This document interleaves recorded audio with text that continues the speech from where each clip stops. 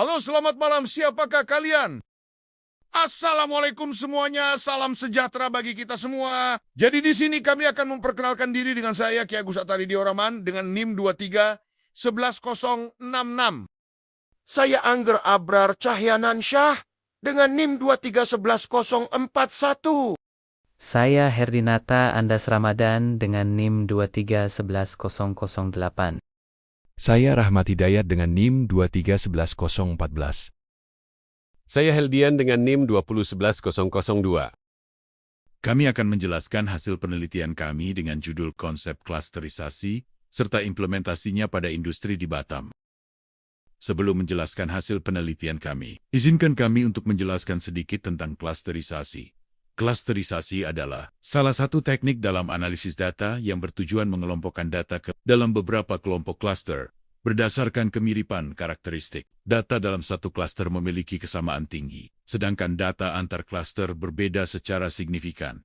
Dalam konteks analitik data, klasterisasi banyak digunakan untuk segmentasi pasar, analisis pola produksi, hingga deteksi anomali dalam proses industri. Alasan mengapa kita harus memahami tentang klasterisasi untuk di bidang industri, karena bermanfaat untuk memahami pola produksi dan efisiensi proses, mengidentifikasi kelompok produk atau mesin dengan performa serupa, membantu pengambilan keputusan berbasis data, misalnya untuk alokasi sumber daya, manajemen risiko, atau optimasi kualitas. Klasterisasi sendiri memiliki beberapa tujuan dalam penggunaannya. Di antaranya adalah mengkelompokkan data berdasarkan kemiripan, menemukan pola tersembunyi hidden pattern, menyederhanakan kompleksitas data, segmentasi pasar atau produk, identifikasi area perbaikan, mendukung keputusan strategis. Pembahasan selanjutnya mengenai beberapa jenis klasterisasi yang kami gunakan dalam penelitian kami. Di antaranya adalah Cummins clustering, yang memiliki kelebihan, cepat, sederhana, dan efektif untuk dataset besar. Namun memiliki kekurangan, yaitu memerlukan jumlah klaster K yang sudah ditentukan dan sensitif terhadap outlier. Berikutnya adalah hierarchical clustering, memiliki kelebihan yaitu menghasilkan dendrogram yang memudahkan analisis hierarki data, akan tetapi sangat lambat untuk dataset besar karena kompleksitas komputasi yang tinggi. Danian Terraker Density-Based Spatial Clustering of Applications with Noise, atau disingkat dengan DBSACN,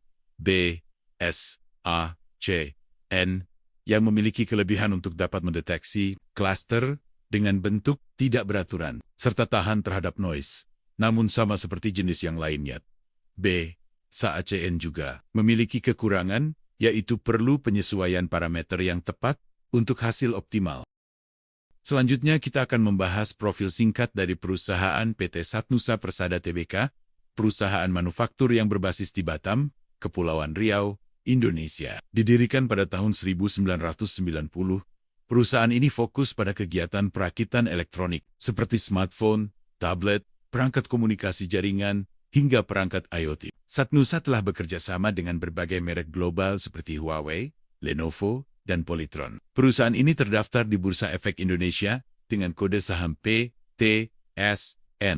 Adapun gambaran beberapa proses produksinya antara lain Peroxygen, PCB, atau Printed Circuit Board, yang menggunakan mesin SMT atau Service Mount Technology, pengujian fungsional dan kualitas QC, perakitan akhir Final Assembly, perangkat seperti smartphone dan modem, pengemasan dan distribusi. Namanya juga bergerak di bidang bisnis, pasti juga memiliki beberapa tantangannya, yaitu banyak pesaing dari negara lain dengan biaya tenaga kerja lebih murah, ketergantungan komponen impor, perubahan harga dan keterlambatan pasokan komponen berdampak besar pada produksi, fluktuasi permintaan pasar, perubahan cepat tren teknologi, menyebabkan ketidakpastian permintaan, kebijakan pemerintah, perubahan regulasi, perdagangan dan pajak dapat memengaruhi biaya operasional. Selanjutnya, kita akan memasuki tahap dari adaptasi metodologi sesuai jurnal yang berjudul Application of Big Data Technology Combined with Clustering Algorithm in Manufacturing Production Analysis System, yang memiliki beberapa metode antara lain, yaitu Cummins Clustering Algorithm, CA. Astoris Cummins Clustering Algorithm CA sendiri memiliki beberapa manfaatnya, yaitu digunakan untuk membagi data produksi ke dalam kelompok cluster berdasarkan karakteristik tertentu, seperti waktu proses, tingkat cacat, dan pemakaian energi. Cummins menghitung jarak Euclidean antar data, lalu membentuk centroid untuk tiap cluster. Selanjutnya kita memasuki metode a priori algorithm atau association rule mining. Metode a priori algorithm association rule mining sendiri juga memiliki beberapa manfaatnya, antara lain yaitu setelah cluster terbentuk, algoritma ini mencari association rules antar variabel produksi. Misalnya, hubungan antara frekuensi downtime dan tingginya defect rate.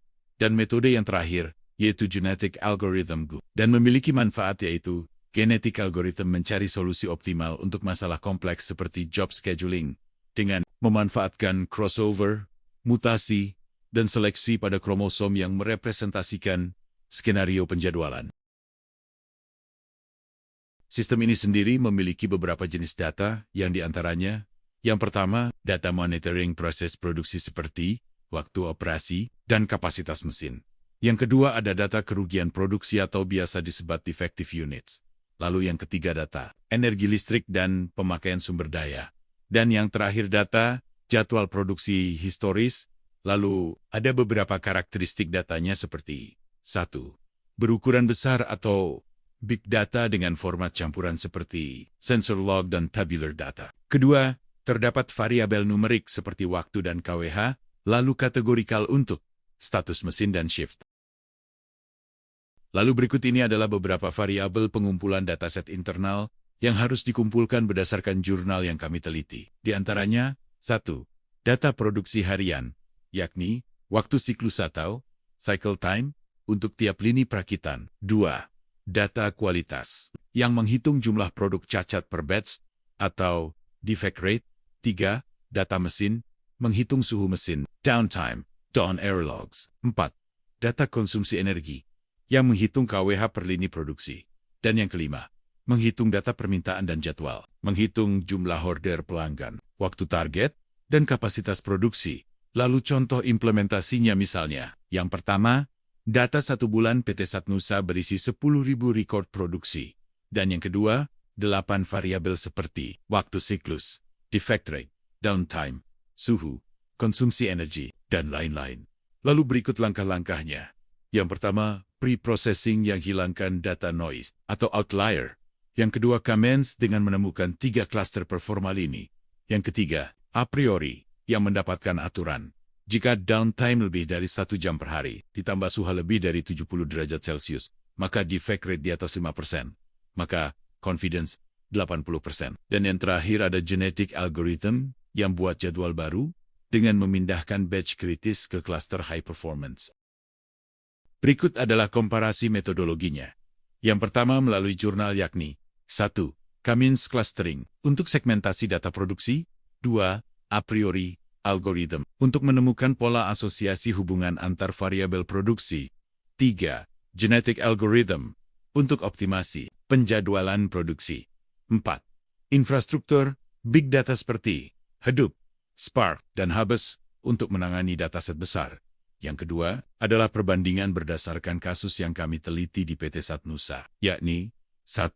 Dataset PT Satnusa saat ini dapat memulai dari dataset harian 1-3 bulan, misalnya 10.000 record.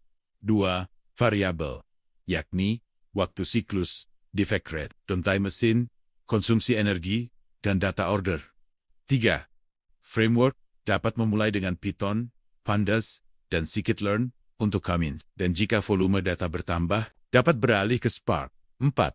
Fokus awal, clustering untuk memetakan kondisi lini produksi sebelum menerapkan a priori dan genetic algorithm secara bertahap.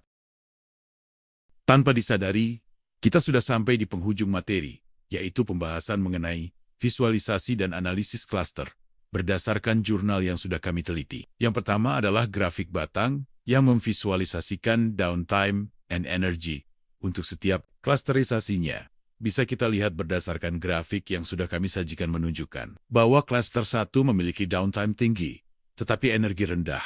Indikasi mesin sering berhenti. Grafik yang kedua yaitu scatter plot, time versus defect rate. Berbeda dengan grafik sebelumnya. Grafik ini memvisualisasikan cluster yang dibedakan berdasarkan warna.